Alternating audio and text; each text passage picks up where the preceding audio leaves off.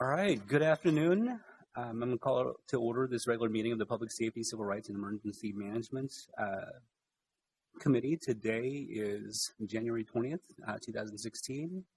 I am Councilmember Belong Yang, Chair of this committee. With me are Council Members Palmisano, Quincy, and Council President Barb Johnson. And, before I start, I just wanted to say that Council Member Quincy is our newest member here.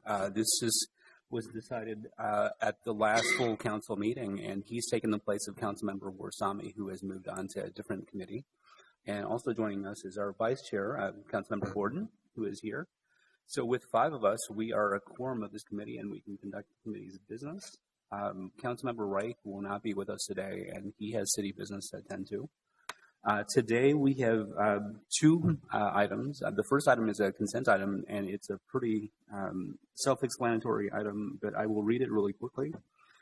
It's to authorize an increase of $2,500 to contract C40230 with the University of Minnesota for the Minneapolis Police Department to provide 2 bomb unit technicians and 1 police officer K-9 handler for bomb detection services at the Minnesota Vikings playoff football game at the TCF Stadium on January 10th, 2016, which is done already.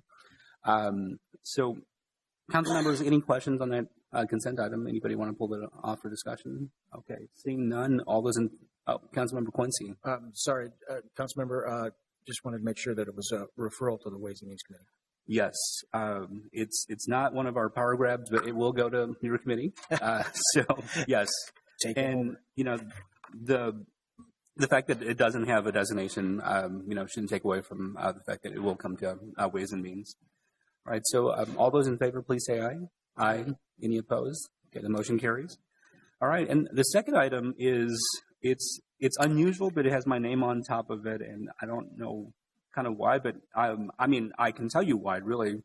It's just weird that it's there. It's kind of our yearly thing in which we wanted the departments and the divisions that report to public safety to come in and give us a presentation, just briefly, 10, 15 minutes about what they've done in 2015, what their ideas are for 2016, and anything else that they want to highlight with regards to their departments and divisions. And so that's kind of, what we've done in the past year, and we wanted to continue to do that every single year just so that, people in the public know what departments and divisions report to us, just so that they know, what the business is of the city with regards to public safety as well. So that's kind of where we're coming from with regards to this. And we have a lineup of 6 departments or divisions that report to this committee, and the one department that will not be doing it today, but will be doing it maybe about a month from now, is the Office of Emergency Management. But we have 5 departments and or divisions that are reporting to us that will be giving presentations today. And so with that in mind, anybody have any questions before I present the first department? All right, well, the first department is the Civil Rights Department.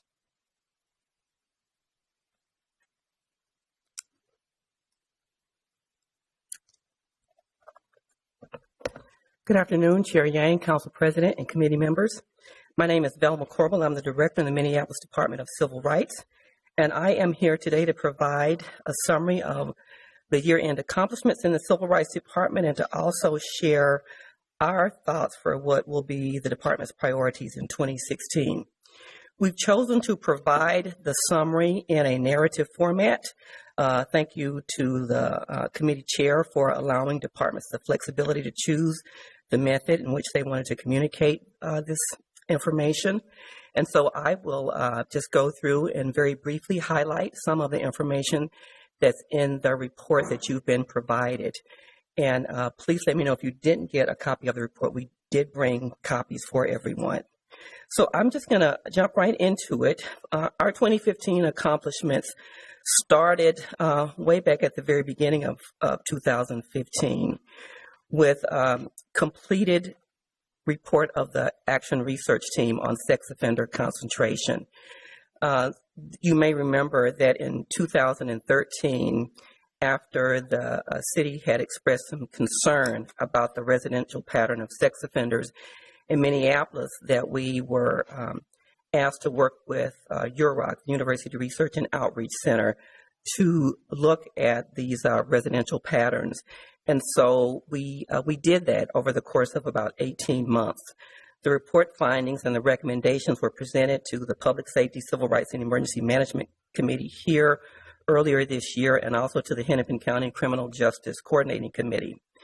The department also collated recommendations from a variety of reports on this issue, reports that from studies that had occurred over the past decade, and provided the collation of those recommendations to the Intergovernmental Relations Department so that the key recommendations could be included in the city's 2016 policy position. The department also hosted 3 community listening sessions on the results of the Police Conduct Oversight Commission's research and study of the proposed implementation of the body-worn cameras by Minneapolis Police Department. At the request of the Chief of Police, the Police Conduct Oversight Commission undertook the study that was designed to survey current national practices and recommendations to assist in the MPD body camera program implementation, oversight, and maintenance. The study was also intended to gather and organize feedback from the community about the body camera program and policies, and to update the standard operating procedure and purpose on a revised MPD body camera policy. Those recommendations have been made, and as a result of the study, many of those recommendations have been adopted by the Minneapolis Police Department.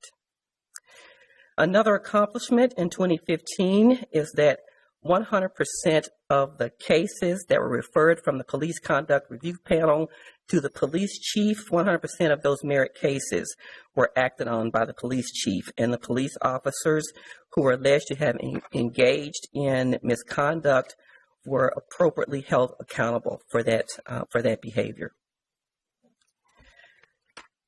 The department also, through the Police Conduct Oversight Commission, recommended that Minneapolis police officers document the race and ethnicity of people that they detain but don't arrest. The Police Conduct Oversight Commission audited numerous records of suspicious person stops and found deficiencies in recording information about the reason for the stops and the demographic information about those stops. And as a result of the commission's work, a new policy is being put into place by the Minneapolis Police Department, which requires officers to document the reasons for stops as well as the demographic information. The department also created a regional best practices roundtable to look at practical and aspirational best practices used in procurement, enforcement, and oversight for business and workforce inclusion.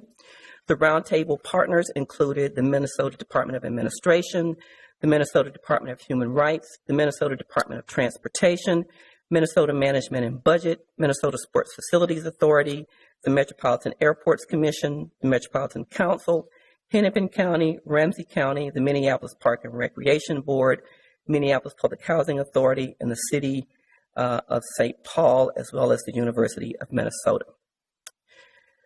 In 2015, the department provided oversight for women and minority business participation on city contracts that resulted in approximately $14 million being moved to women and minority businesses. At that same time, the department monitored $139 million worth of contracts, wherein approximately 25% of the work went to women and minorities as construction employees.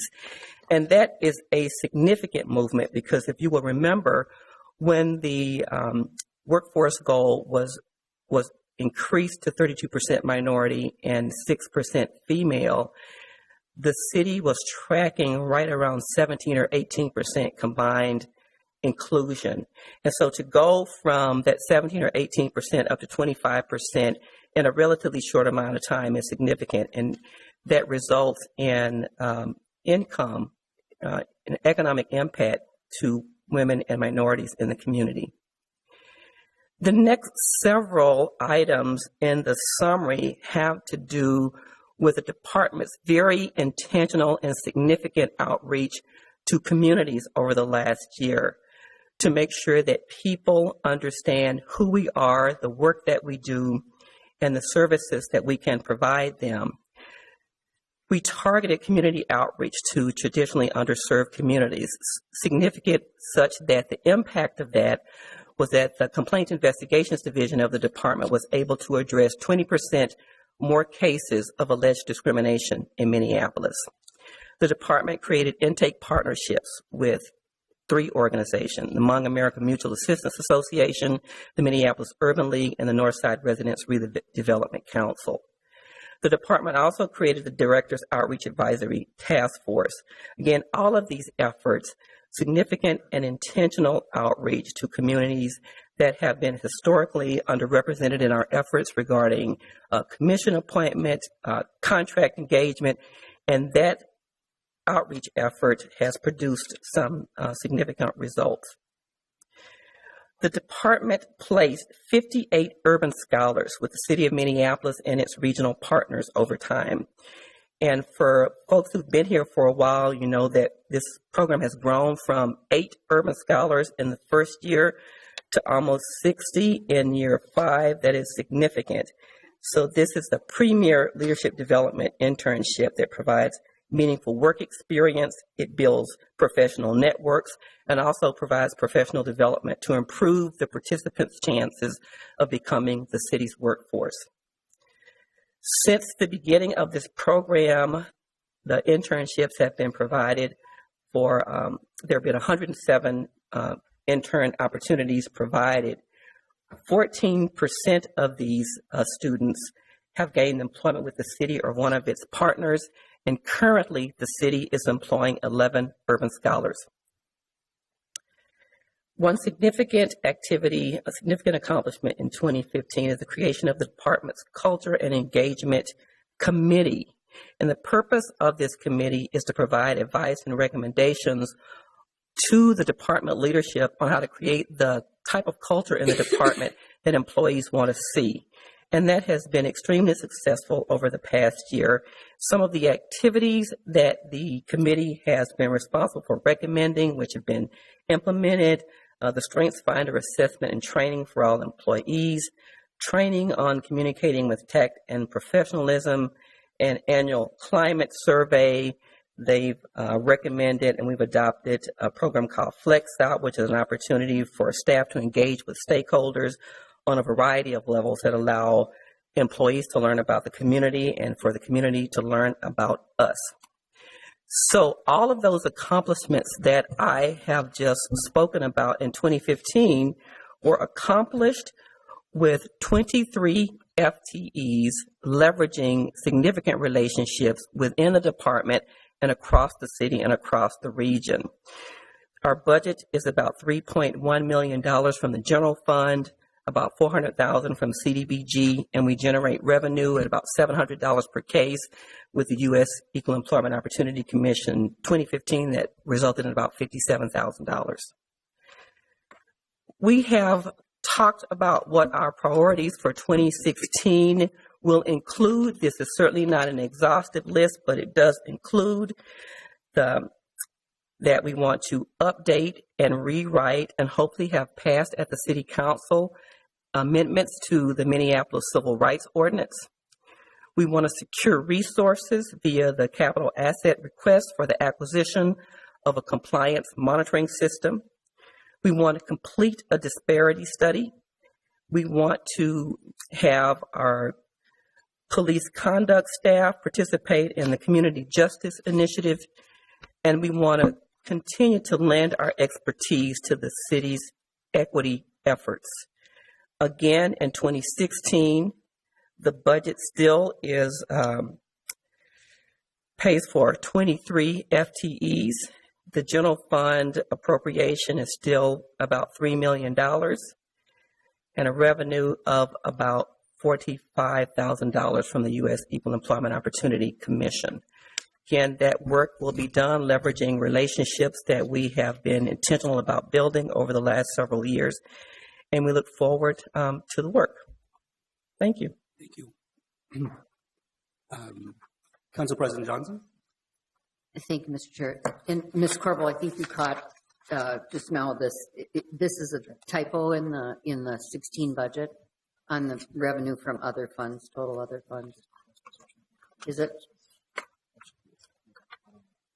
Oh, good, great. I wish we got 3.6 Yeah, million. No, yeah, that is yeah. a typo. Thank you for catching That that. must be similar That to should have been the last time. CDBG is 377,000, Yeah, I think, okay. this year. Thank you Okay. for catching that.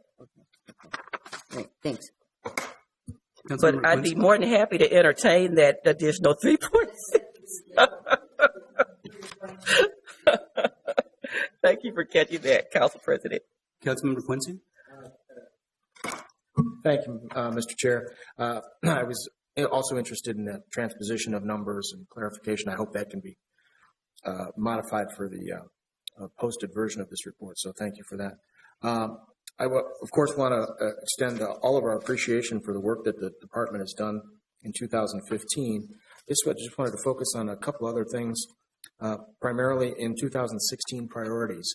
I know we've worked together in the past year or 2 years on the supplier diversity issue. Mm-hmm. So I hope that can be on the Civil Rights Department's priorities and work plan as we seek to improve the supplier diversity for the city and our programs, much to the support of the work that you did in 15 about reaching those minority and women-owned business units. So thank you for that work and look forward to that being on the 16 plan. Mr. Chair, Councilmember Quincy, the supplier diversity work is ongoing. There are staff from the Civil Rights Department that are part of an enterprise work team. The supplier diversity work is part of that overarching equity work that the city is engaged in that's currently being led out of the city coordinator's office. But the Civil Rights Department will have a role in that. Councilmember Gordon. Thank you very much, and I appreciated the recap of the accomplishments. There's a couple that I'm hoping we'll get to learn a little bit more about from the committee. One of them is the new policies that will be implemented about documenting race and ethnicity if people detained without arrest. I think that the department's going to report back to the PCOC, and I think maybe we can also get that report and see how that's happened. And it was great to see that happening in the two departments working together. Also on the best practices roundtable, I think that was maybe grew out of a comment or staff direction, a committee. And I know that we love to, if there are conclusions or recommendations that come up, especially about what are best practices for businesses, we'd like to hear those and help share those out there, because clearly we have some great performers and others who aren't. And also I'm sure we can learn about how to regulate them better. I did have one question about what exactly you're referring to about this year, and wanted to make sure that when I read the Community Justice Initiative, is that referring to the national initiative? And it has a much longer name for Building Trust and Justice, I think. But okay, and if so, then I know exactly what you're talking about. Mr. Chair, Councilmember Gordon, back to the roundtable briefing. We did talk with the committee chair about the work plan for the committee for 2016, and that is one of the things that we're hoping to get on the schedule is the briefing on the roundtable results.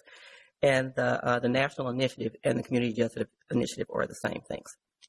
Fantastic. And do you think the disparity study will be completed this fall?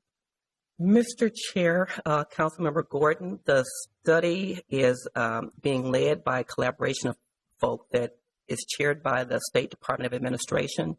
We have yet to choose a disparity study consultant.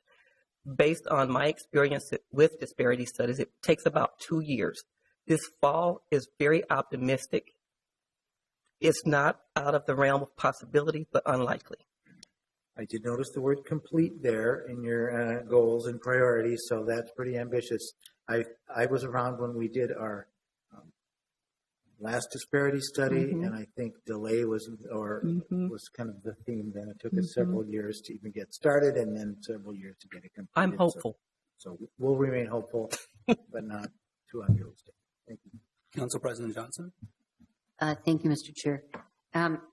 Ms. Kerbel, on the issue of sex offenders, I'm going to have to look at our IGR agenda again to understand what we're proposing for the legislature. And I think I would say, if I'm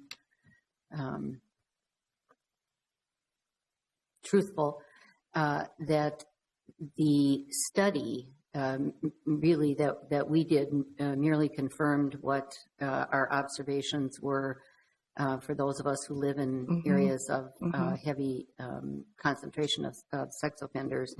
And so I'm going to have to look and see again what our legislative agenda reflects on what we are looking for at the state. I noticed in the governor's bonding list, and only from the newspaper, I haven't had any conversations with Mr. Ranieri or anything, but they're looking at perhaps some kind of deconcentration of the existing programs away from the facilities that they use right now. And I just want us to make sure that we're following that really closely. If I think he asked for $75 million for that particular program, and it looks like they're thinking of moving some of the people out of the existing facilities into smaller, I suppose, more home-like and more intense supervision in the community. So I just hope we follow that and have the ability to participate if they're talking about that at the legislature, that we're at the table with our issues about deconcentration of those offenders. Councilmember Yang and I have actually, had a conversation about this, and you have some comfort when people are at least supervised and have programming and that kind of thing for issues that they have in the community, rather than having everybody dispersed, single family home by single family home, or 4 people in an apartment building, that kind of thing, with less than optimal supervision. So I hope we really follow that closely and maybe view it as an opportunity to get our message out there that one community can absorb all of the people that we have right now.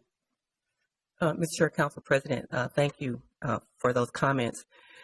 When I looked at the published legislative agenda, I did not see a specific item about sex offender deconcentration in the public safety sector. I did see a strategy on housing, providing housing options in the 2016 policy positions, but I will follow up with Mr. Ranieri to make sure that that continues to be on our radar and that we're a part of the conversations as that moves through the legislature. Welcome. Thank you for the presentation. Okay.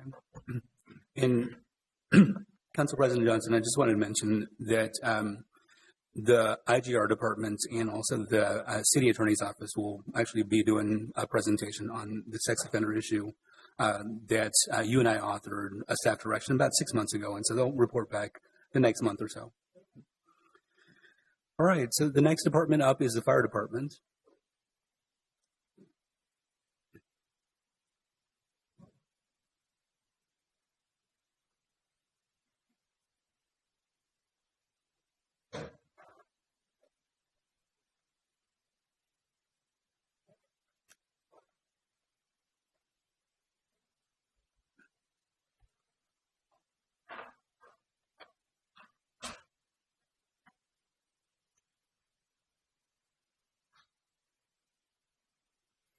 Good afternoon, Chairman Yang, Council President Johnson, committee members. I'm, again, John Friedel, proud to say I'm the chief of the Minneapolis Fire Department. I thank you for the opportunity to allow me to come up this afternoon and give you a brief recap of 2015, and then enter in and talk a little bit about some of our challenges and opportunities that we see in 2016. I think it's something, we have some unique opportunities coming up in 16. I think we've come a long ways in 2015 in achieving some of the goals that we had set for ourselves, some of the expectations probably set by council and this committee. I'd like to talk today a little bit about the 2015 recap, our staffing, a brief comment about our budget. I'm going to talk briefly about our present programs and the high school programs, our EMS Academy, and the very important to us, the future hiring process in 2016. I'd like to, if we look at the slide in terms of total number of runs that we have in 2015, the challenges that we faced in over the last 5 years, we've probably had a 25% increase in total number of runs since 2010. We've been averaging at least a 5% increase in our total number of runs annually, which has certainly stressed our system. It has certainly stressed our apparatus and, quite frankly, our personnel. It has been something that there's a lot of things that we look at in terms of identifying data and opportunities that we can have to try to address some of these issues, but much of our increases is on the EMS side of our runs. We are looking, and we are certainly going to be looking in the future at the impact of the Affordable Care Act, how we as a fire service and this fire department can work within that Affordable Care Act and try to minimize, and what the Affordable Care Act is basically all about is trying to minimize the readmittance rate for folks going back into the hospital setting, which should hopefully have a reduction in some of our EMS events. And at some point, hopefully, the fire service will be able to be reimbursed for the service that they provide. And along with that, moving on to our staffing piece and our staffing model, the next slide we're going to have up. In 2014, we started out at approximately 300 and, was it back to that? Yeah.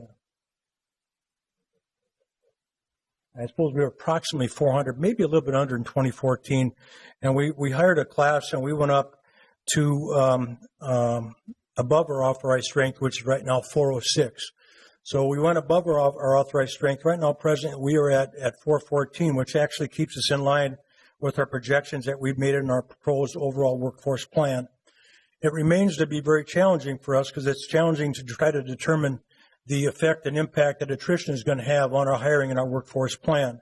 As you can see in the upper chart, we have the cumulative impact of that. As you can see, as you go year by year by year, the folks that are eligible, that number becomes very, very large. It gets up to, for example, in 2018, we're going to have over 102 up to 122. And in 2020, over 33% of our department is going to be eligible to retire at any time, which is very challenging when it comes to hiring for us.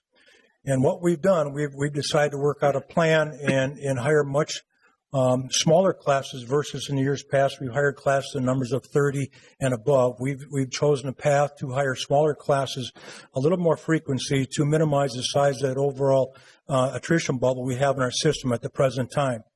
So we have done that over the past 4 years. We are now at, like I said earlier, at 414. Our authorized strength is 406. I would like to say that in 2015, that slight increase in overall depth of our organization has allowed us to achieve a bit of a budget surplus in the savings caused by our non-contractual overtime. We've had about a 36% reduction on non-contractual overtime, which has led to a savings and budget surplus of about $600,000 in 2015, which is something that, when you look at, we may be a little bit above our authorized strength, but, when you take those numbers a little higher, the cost of hiring those firefighters is much less than the actual cost because of the fact there's some savings in overtime. When you look at a 36% savings in our non-contractual overtime, the cost of hiring those 14 firefighters wasn't that much. It was not that much. And I would project in the future that I think if we're allowed to maintain that depth of attrition that we have and maintain the size of force I think we're going to have to need, I think we're going to have to meet that growth we see in this city. I think that growth has to be matched by our department. And as long as we can maintain that, and we're very conservative in our thought processes and our assumptions that we make, I think that firefighters can be hired at much less cost because I think my goal will be to eliminate non-contractual overtime and apply that savings right to hiring of personnel. I think it makes good business sense. I think it makes a lot of sense just in terms of budget. One thing that has to be remembered when we have a savings of 36% in overall non-contractual overtime, in not really mentioning that number is the savings that the city has to contribute in some of these pension plans. So there's an additional 16% in savings that would be contributed in terms of the city having to contribute towards those pension plans.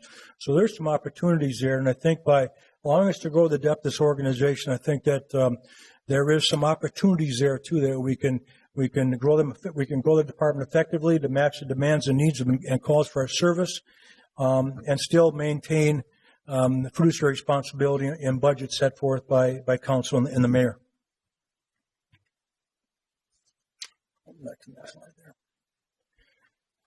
In terms of some of our programs in 2015, and many of the council members know that we started a high school program in Roosevelt High School last fall. I'm proud to say that we're back in Roosevelt again this year. We've expanded in also North High School, so we're in 2 high schools. And that curriculum is actually going to be, at some point, it's a pathways program to become EMT certified by the end of their senior year. At the present time, everybody we have in the 2 programs are all in their junior year. So in 2016, we're going to expand that. In the fall of 2016, they'll both be juniors and seniors doing the curriculum to hopefully give them an opportunity to, when they're done their senior year, to have an EMT certification. The possibility of graduating from high school, they may be able to earn a living wage, have a living wage job, and compete for that. Now, we're partnering at the present time with Hennepin Technical College, is doing some of our instruction. We're also partnering with Hennepin County Medical Center, which is also doing some of our instruction in those programs. In discussions that we've had with Hennepin County Medical Center, they are also very interested in potentially growing a pool of potential paramedics out of these same programs. So it's a program that it's certainly in its infancy. It's not without its challenges. It is definitely very challenging for us. Staff has worked very diligently in trying to ensure the success of these programs. But I'm very optimistic about the future. I think it's something that this department needs to do. I think we need to be focused on the youth of this city and create an opportunity that they may have never considered versus going to college, what may be very, very difficult for a lot of these young